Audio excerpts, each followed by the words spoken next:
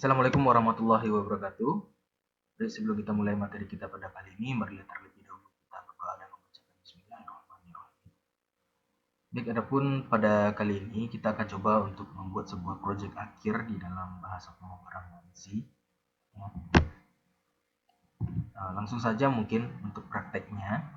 Jadi di sini kita akan membuat sebuah program C++ dengan menggunakan fungsi array dengan tampilan programnya seperti ini nanti. Jadi ada 3 tampilan program di sini. Yang pertama itu ada tampilan menu utama, ya.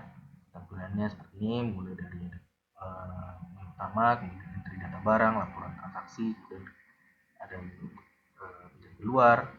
Nanti kita inputkan data di sini. Kemudian yang kedua, tampilan untuk entry data, ya, dimana tampilannya seperti ini nanti. Dari entry data transaksi, garis bawah, kemudian ada nomor faktur, nomor pembeli, kode barang, jumlah beli, dan nanti dia akan berulang, ya, tergantung datanya kita masih tambah atau tidak. Kemudian yang terakhir itu tampilan dari informasi atau laporannya. Tampilannya seperti yang ada di layar ini, ya. Nanti kita akan atur posisinya sesuai juga dengan yang ada di gambar ini, nanti sesuai dengan menggunakan fungsi goToIC. Ya. Baik. Selanjutnya kita lihat ketentuan dari program tersebut. Jadi nanti kita buat program itu sesuai dengan ketentuan dan tampilan seperti soal yang sudah saya jelaskan sebelumnya tadi. Kemudian nanti juga di dalam program itu ada logika if-nya, yang dimana diambil dari kode barang. Kondisinya seperti yang ada di layar ini, ya. Ada tipe 01, tipe 02, tipe 03, nanti ada nama barangnya dan harga. Kemudian nanti ada untuk mencari nilai pajak, ya, pajak itu diambil dari total harga dikali dengan 10%. Nanti untuk persentase kita nanti lakukan konversi ke bilangan pecahan, ya, berarti dia 0,1, ya, dia total harga dikali 0,1. Kemudian yang keempat, rumus untuk total bayar yaitu total harga dikurang dengan pajak. Nah, selanjutnya untuk total transaksi yang bagian terakhir paling bawah di laporan itu total transaksi ditambah total bayar. Jadi nanti juga terjadi perulangan di sini, ya. Jadi nilai, walaupun dia mencari total transaksi, otomatis nanti total transaksi pertama pasti nilainya 0 ditambah dengan total bayar. Nah, kalau seandainya data transaksi selanjutnya, ya, maka dia akan menjumlahkan kembali total bayar dari hasil yang pertama ditambah dengan total bayar yang kedua, itu seterusnya sampai dengan jumlah record data yang kita masukkan. Oke, langsung saja kita lihat tampilan coding program yang ada. Nah, jadi di sini saya sudah buatkan coding programnya.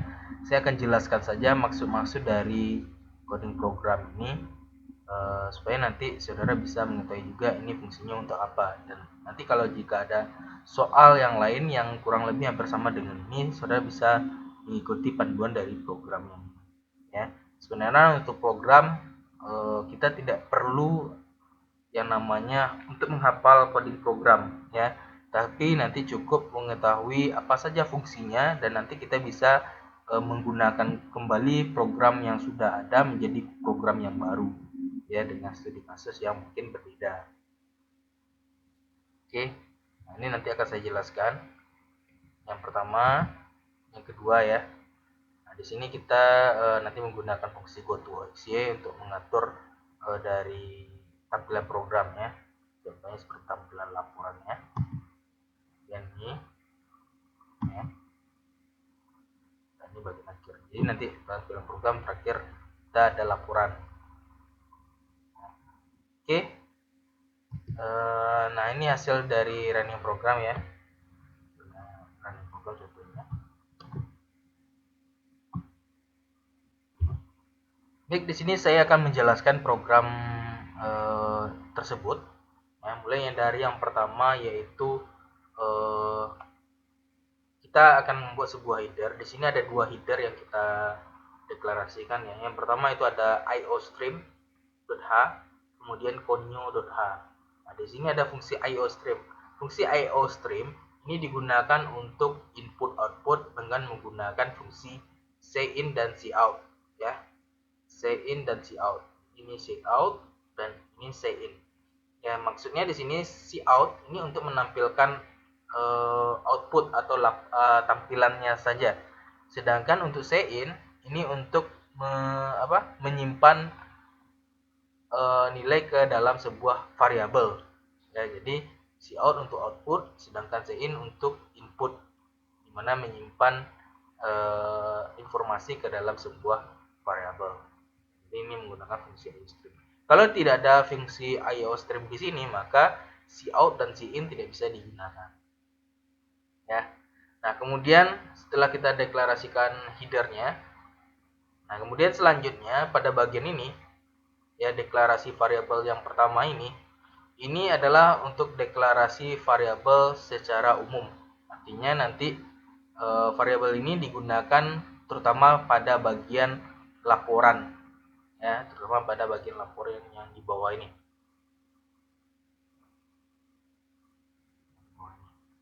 Karena nanti dia saling berhubungan. Nah, kemudian selanjutnya setelah kita deklarasikan variabel yang pertama, ya, ini yang berlaku untuk laporan, bagian laporan. Selanjutnya kita buatkan sebuah kelas namanya penjualan, ya. Jadi kelas ini nanti bebas apakah dia judulnya penjualan atau lain sebagainya, sesuaikan dengan kasus yang dibuatkan, ya. Kemudian buka kurung awal public. Nah, di sini public titik 2, di sini juga kita lakukan deklarasi variabel.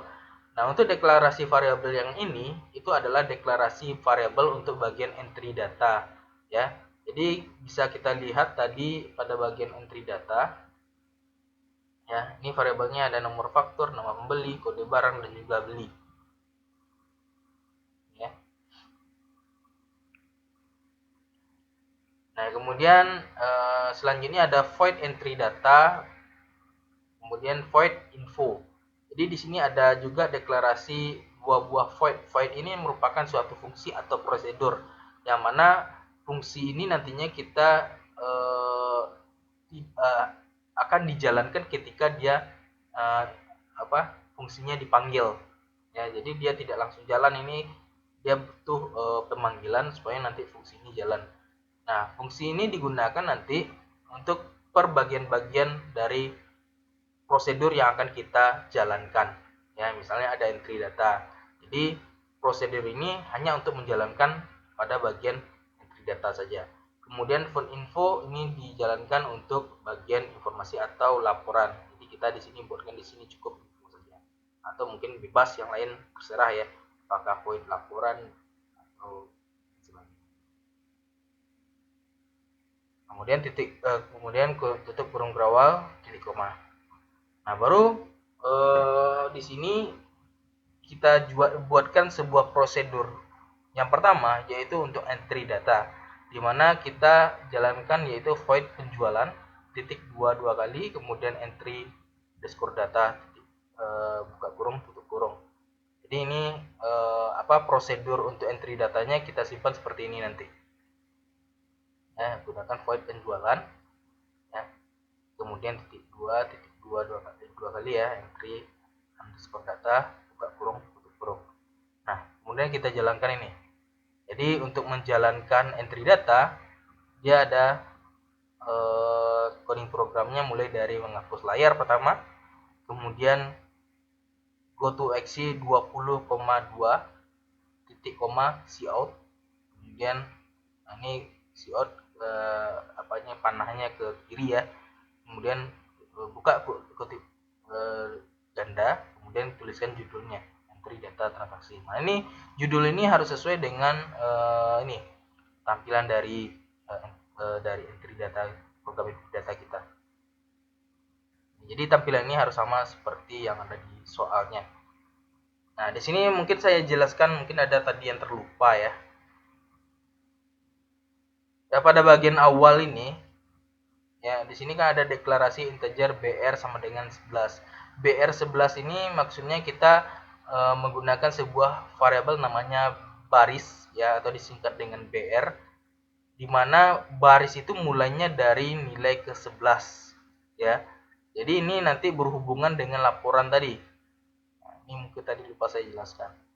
Nah, begitu juga dengan GoToXY 20,2. Mungkin di sini sudah pernah dipelajari dulu waktu di apa ya? Di Pascal ya. Nah, di mana maksud dari 20,2 ini yaitu tampilan dari tulisan entry data ini, entry data transaksi ini, dia mulai pada kolom ke-20 baris kedua. Jadi ketika program dijalankan ya, nah contohnya seperti hasil running ini, ketika program dijalankan, dia posisinya tidak di sudut sebelah kiri, tepat di sudut sebelah kiri, namun dia posisinya berada di kolom ke-20, berarti di sini, baris kedua. Ya, berarti ini 1, 2. Makanya di sini ada space. Nah, kalau yang tidak ada space, nih. Kalau ini dia 1, 1 nih. Ya, kalau ini dia 20, 2. Kolom ke-20 baris kedua. Jadi mulai tulisan entry data itu di kolom ke-20 baris kedua. Kemudian titik koma cout. Nah, ini hanya untuk menampilkan data, maka kita gunakan cout saja. Kemudian yang kedua, GoToXY 20,3. Nah, ini kolom ke-20 baris ketiga. Nggak mungkin nanti kita buatkan dia di baris kedua juga. Kalau dia di baris kedua, otomatis ini tertimpa.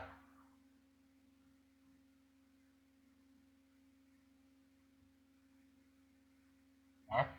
Nah, kemudian selanjutnya,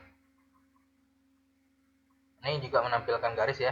Kemudian GoToXY 5. Nah, di sini tidak 4 ya, karena kita mungkin ada pindah baris. Jadi kita posisikan dia di 5. Kita tampilkan nomor faktur.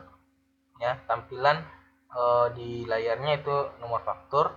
Kemudian titik 2, tutup kutip, titik koma sein, arah panah ke kanan 2 kali.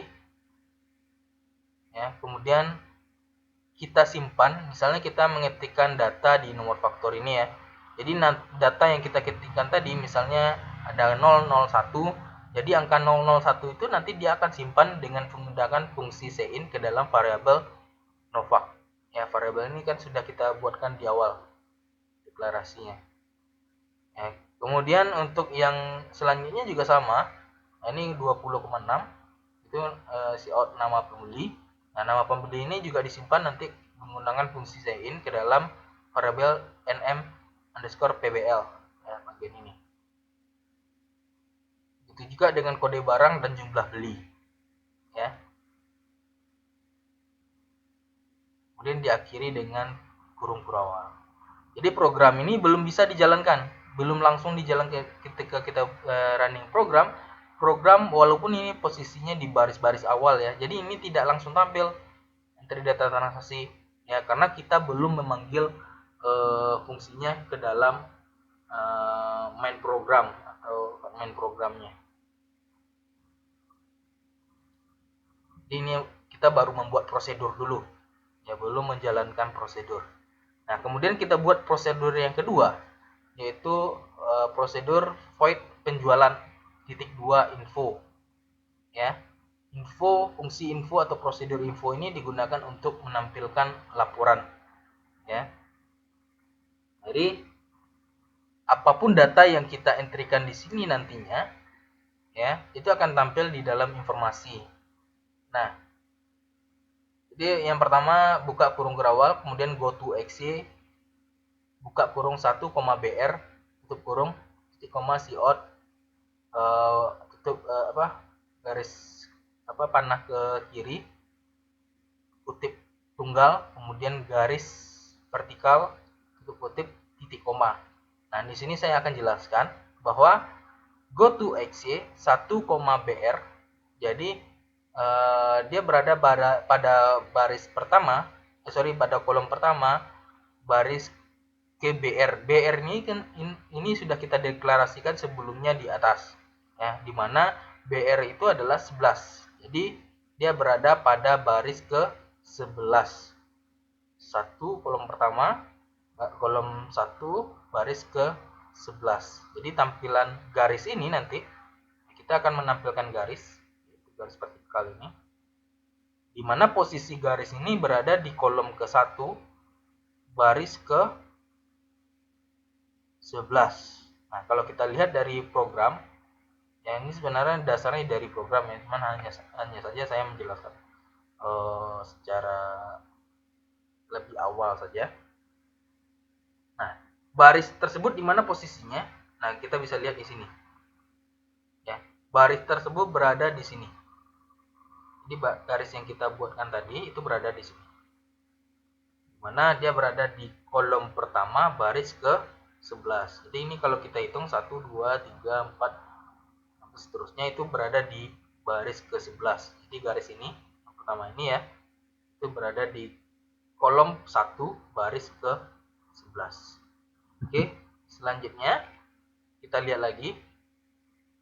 Go to XY, kolom kedua baris ke 11, kita tampilkan nomor faktur. Jadi nomor faktur ini data yang sudah kita entrikan tadi, dia akan panggil dan dia akan tampilkan di bagian info atau laporan ya.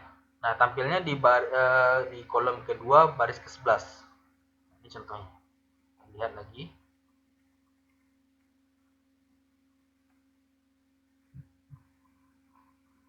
Jadi misalnya kita sudah entry data sebelumnya ya. Jadi nomor faktur itu nanti akan tampil di sini. Ya. Kolom kedua, ini kan ini kolom kedua, ini pertama kedua, baris ke-11. Jadi dia masih sejajar di sini. Oke. Misalnya kita menentukan tadi sebelumnya 0,01 ya, kan dia tampil di sini. Nah, begitu juga dengan yang selanjutnya. Ini garis ini nanti kita bisa gunakan pedoman ya. Jadi nanti ada pedoman di sini yang nanti bisa kita gunakan supaya nanti jelas posisi dari barisnya atau posisi dari kolomnya. Ya. Nah, ini posisi 8, BR, kolom ke-8 baris ke-11 ya. Itu tutup garis untuk yang nomor faktor. Jadi kalau di tampilan dia beradanya di sini. Nah, setelah kita tampilkan datanya baru kita tutup ya, tutup garisnya. Ini dia berada di kolom ke-8 baris ke-11. Dan selanjutnya kita lihat lagi, ini yang kolom ke-9 baris ke-11 ya, itu menampilkan nama pembeli, dan tutup lagi. Kemudian kita ini juga sama sampai seterusnya. Ini menampilkan informasi-informasi sesuai dengan tabel yang kita buatkan ya, laporan yang kita buatkan. Dan nanti pada bagian selanjutnya yaitu pada kode barang ya, karena di sini ada pada kode barang itu merupakan fungsi percabangan ya, maka di sini kita akan masukkan fungsinya, di mana kode barang B001 itu nama barangnya piring, kemudian harganya 5.000 sampai seterusnya ya. Nah, ini di sini kita buatkan fungsinya dulu, baru nanti kita tampilkan nama barangnya ya. Isi 28BR siot nama barang, tutup lagi. Jadi nanti sesuai dengan tampilan yang ini ya. Sampai nanti pada bagian total harga juga sama, kita proses dulu, kita buatkan prosesnya, kemudian kita baru tampilkan total harga. Dan untuk pajak juga sama, kita proses dulu pajaknya baru kita tampilkan pajak, kemudian total harga juga seperti itu.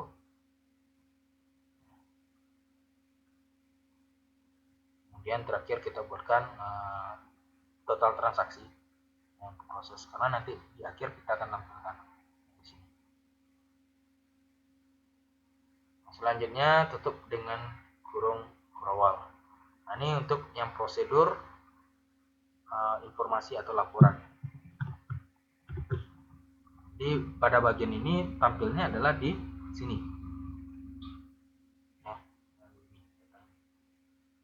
Kalau total transaksi ini masih beda ya, tapi kita sudah buatkan coding prosesnya. Jadi dia hanya untuk tampilan yang pada bagian yang berulang saja.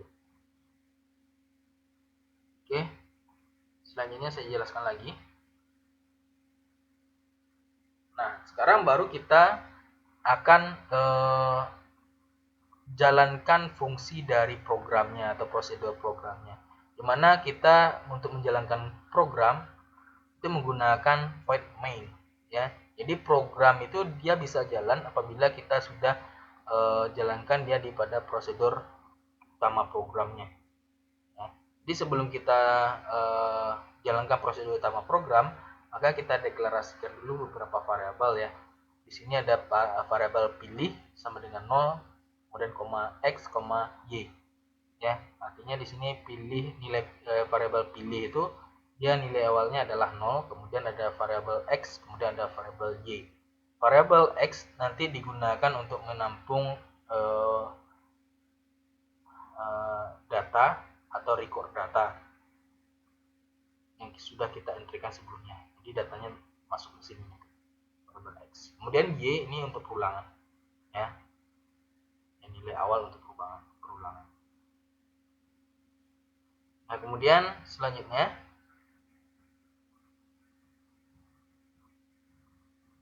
yaitu variabel MAD. MAD ini untuk masih ada data ya, ini juga untuk perulangan.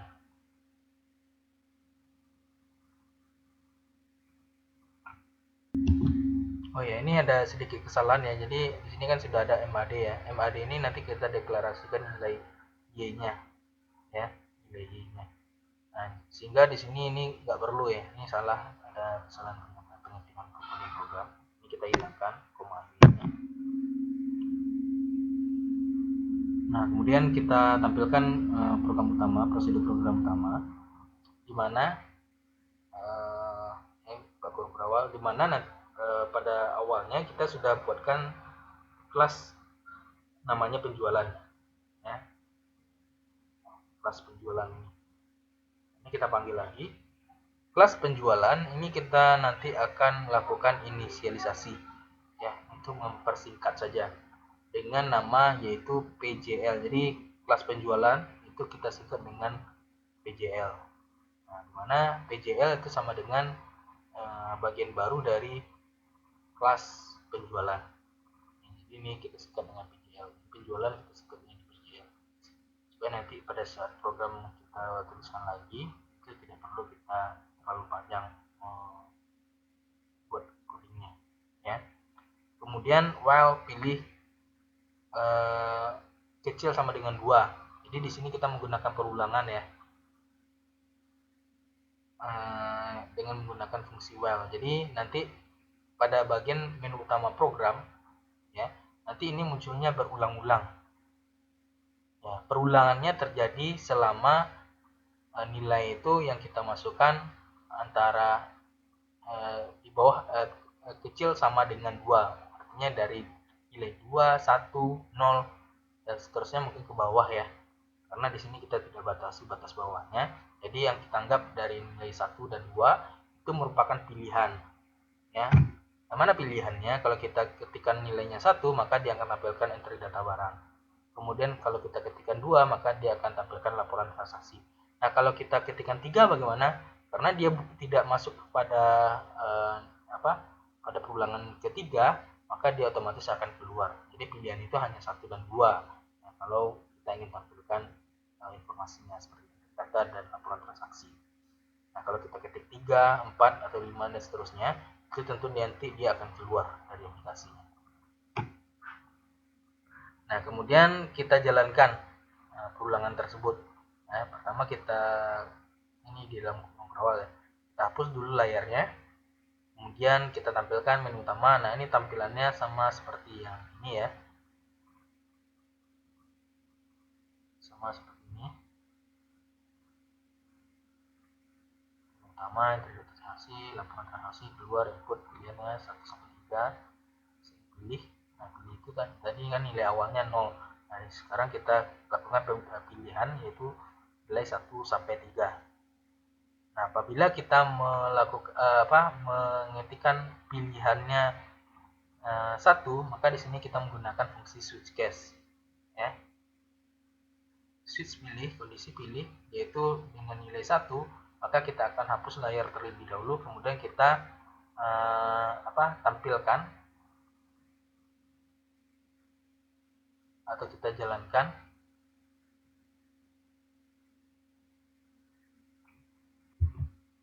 kita akan jalankan fungsi dari kelas penjualan ya, dimana nanti kelas tersebut setiap kita lakukan pengentrian data maka dia akan tersimpan ke dalam variabel X ya. Jadi kelas penjualan kita akan jalankan prosedur entry data pada bagian entry datanya. Jadi kalau kita pilih angka 1 ya, kita ketikkan 1, maka dia akan tampilkan prosedur dari entry data ya, tampilannya seperti yang ini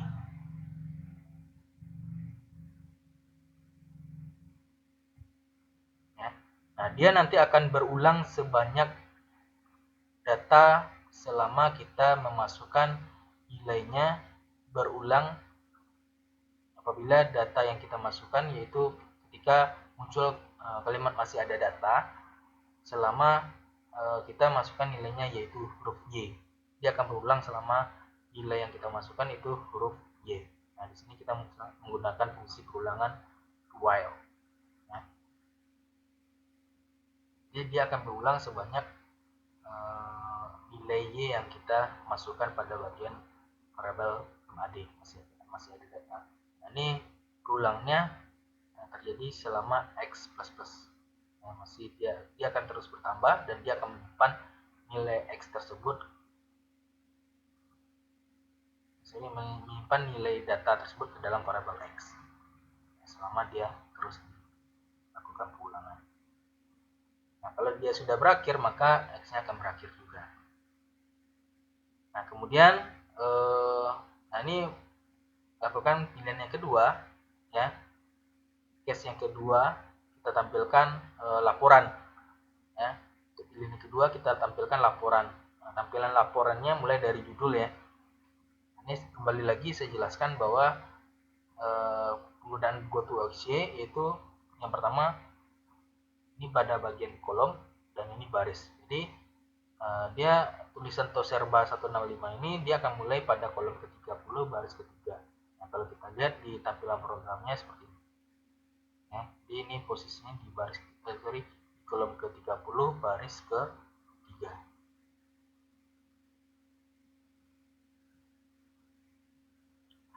Begitu juga dengan laporan data transaksi dan garis bawahnya. Nah, kemudian baru kita buatkan struktur tabelnya, struktur informasi pada tabelnya. Nah, di sini kita menggunakan media bantu ya, indeks nilai, dimana ini menggambarkan bahwa ini baris ke 0, kemudian ini 1, 2, 3, 4, 5. Ini kolom ya, kolom 0 tidak dihitung, kemudian 1, 2, 3, 4, 5, 6, 7, 8, 9, ini 10. Jadi kita bisa lihat nilai-nilai ini bisa kita sesuaikan ya. Kalau 8, kalau tutup baris ini kan pada kolom ke-8 ya. Nah, kita bisa sesuaikan juga pada bagian ini.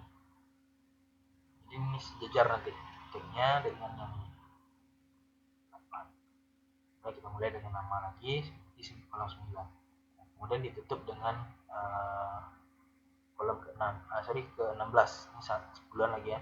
11, 12, 13, 14, 15, 16. Nah, ini untuk yang bagian nama tutupnya di 16. 16. Ya. Sampai seterusnya nanti. Kita sesuaikan tampilannya. Nah, ini hanya sebagai alat bantu ya. Jadi dia tidak akan tampil di program. Dia hanya alat bantu saja. Jadi kita tahu di mana posisi dari kolom yang akan kita tuliskan. Nah, kemudian baru kita tampilkan informasinya ya menggunakan fungsi for. Nah, ini yang nanti bisa kita gunakan sebagai array ya. For in integer integer, yaitu y sama dengan 0, dimana y berulang sebanyak x, ya, y plus plus. Di nilai y yang kita berulang tersebut dia akan tampilkan sebanyak nilai x, ya, sebanyak nilai x. Kemudian kita tampilkan prosedur info dari kelas penjualan yang diambil dari y, ya. Ini adalah nilai dari yang perulangan tersebut. Nah, kita jalankan prosedur info. Prosedur info itu yang mana? Yang ini.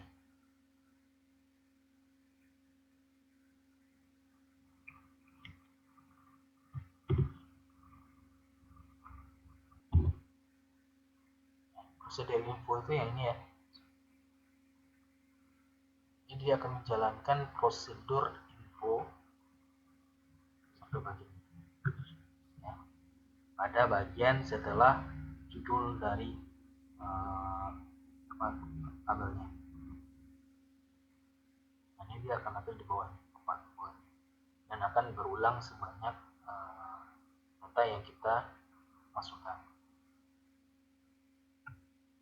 Jadi nilainya itu nanti dia akan selalu bertambah barisnya, karena baris awal kan tadi sudah kita tentukan bahwa baris awalnya adalah 11. Jadi kalau seandainya ada tambahan data lainnya, ya, misalnya ada 5 data, berarti dia ada 11, kemudian 12, 13, 14, 15, seterusnya sebanyak data yang kita masukkan.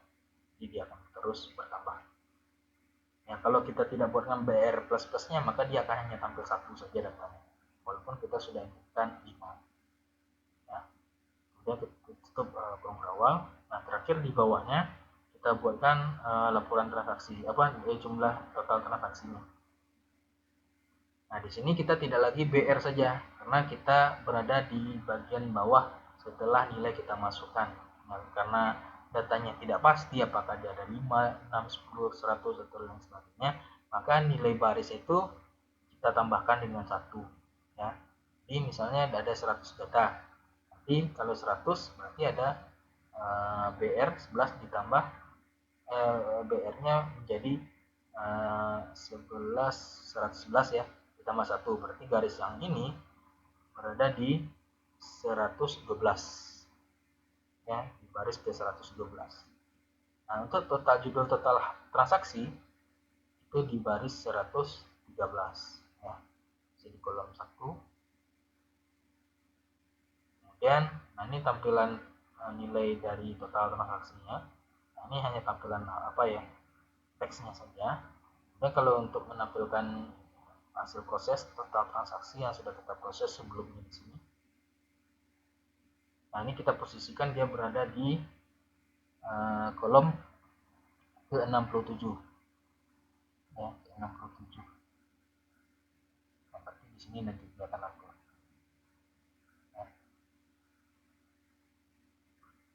sama seperti gambar ini akan tampil di sini.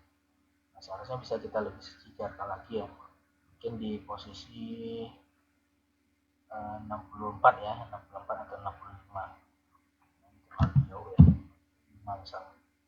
Nah, ini BR plus 2 karena dia di baris ke 11 plus 2 dari data yang ini. Nah, ini tergantung juga, BR ini tergantung juga datanya dari yang. Kemudian tutup garisnya, posisinya di 73, kemudian tutup garis bawah, kemudian tahan, tutup kurung berawal tadi. Yang tiga ini berdasarkan ini, ya, kita buka di atas. Ini saya coba jalankan, maka kita pilih data, ya, berarti 1 faktor misalnya bersatu, pilih misalnya data, ya,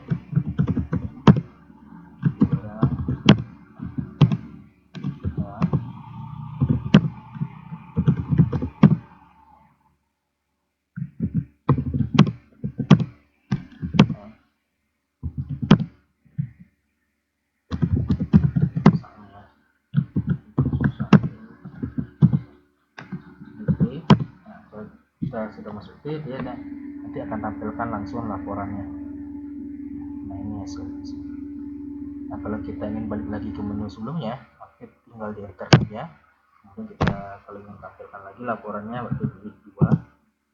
Dan lagi kalau ingin balik lagi ke yang pertama, kemudian kalau ingin keluar berarti ketik 3. Oke, mungkin cukup sekian dari praktikum kita kali ini. Jika ada pertanyaan silakan nanti ditanyakan dan silakan dicobakan programnya. Ya. Oke, kali ini saya akhiri. Assalamualaikum warahmatullahi wabarakatuh.